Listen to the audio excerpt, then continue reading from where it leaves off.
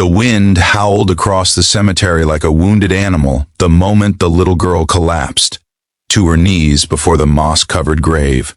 Her tiny hands trembled as she pressed them against the cold stone, her breath catching in her chest, as if the earth beneath her had shifted.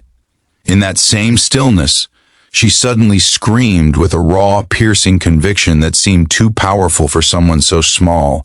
"He's not dead." The sound echoed through the quiet graveyard, making even the crows freeze in mid-flight. It was the kind of moment that makes the world stop, the kind of truth that forces itself into existence long before anyone has the courage to understand it. If you believe in kindness, second chances, and the power of moments that change everything, please make sure to like, comment, share, and subscribe to the channel. It helps stories like this find hearts that need them. For months, people in the small town had spoken in hushed tones about the biker named Rafiq, a man everyone believed had died in a tragic accident on the mountain pass. His motorcycle had been found mangled, his helmet crushed, and his jacket torn nearly in half. What rescuers couldn't find, however, was the one thing they needed for certainty: his body. But with the condition of the wreckage and the sheer violence of the crash, no one questioned the conclusion. They built a grave for him next to his mother's and held a funeral that felt more like relief than mourning. Rafiq had never fit the town's clean, orderly expectations. He was a man with scars, a man who carried rumors like shadows, a man who many believed was beyond redemption. But he was also the man who had saved strangers in storms, rescued animals abandoned on highways, and once carried an entire cart of groceries home for an elderly woman without being asked. The town remembered his mistakes loudly and his kindness quietly. Yet one person remembered him differently, a 7-year-old girl named Mahira, who insisted he wasn't just a biker. He was her hero. Mahira had met Rafiq on a rainy afternoon when her balloon slipped from her hand and drifted straight into the traffic-filled street. She remembered freezing, unable to move, but Rafiq had swooped in like a flash of lightning, grabbing her before she stepped off the curb. He didn't speak to her harshly or lecture her.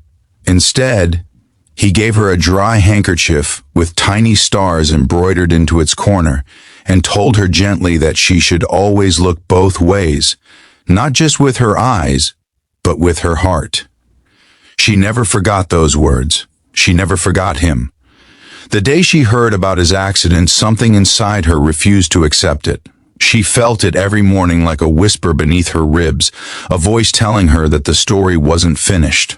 For weeks she dreamed of him calling for help, reaching for her, as if only she could hear him. No one listened when she tried to explain. Adults often brushed away a child's certainty as imagination, but Mahira knew what she felt. And so one afternoon, without telling anyone, she ran to his grave, compelled by a feeling she couldn't name. That was when she screamed. Her uncle, who had chased her after noticing she'd slipped out of the house, froze when he heard her cry echo through the cemetery.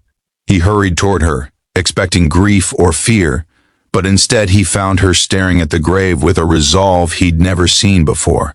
He felt something strange then, a heaviness in the air, as though the world was waiting for him to do something.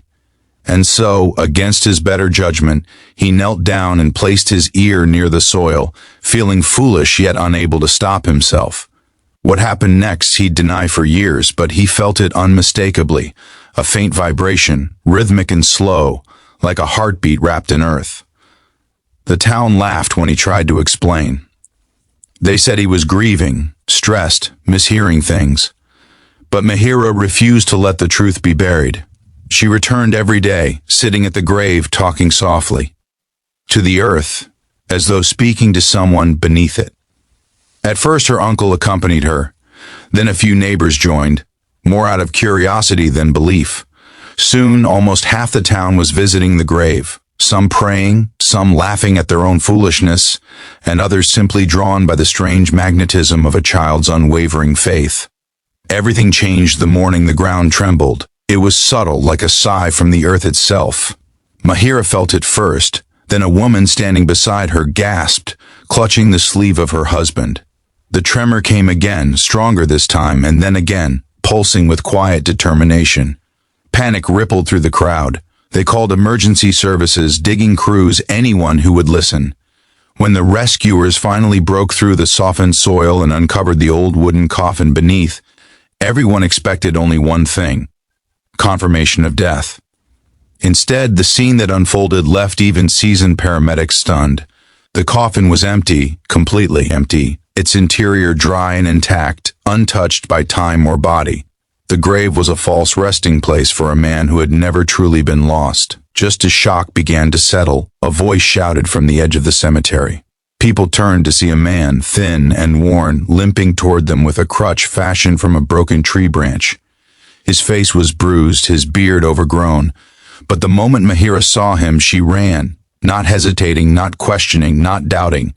Rafiq caught her in his arms, lifting her as though she was the anchor that had pulled him home. He told them he had survived the accident but had been stranded deep in the forest, injured and far from any road. He had tried to crawl, then to walk, then simply to survive by any means he could. He didn't know how long he lay in the wilderness, or how he found the strength to reach the town again. But he knew one thing for certain. He had felt someone calling to him. A small voice, a familiar voice, a voice that refused to let him give up. And as the town gathered around them, every doubt, every assumption, every hidden guilt came crashing down. The man they had misunderstood, judged, and dismissed as a lost soul stood before them alive, saved not by luck, but by the unshakable love and belief of a child who saw his goodness before anyone else did. If this story has touched your heart, please like, comment, share, and subscribe. These stories live because you help them reach others who need hope. Before you go, please comment below. Do you believe a child's heart can sense truths adults often miss?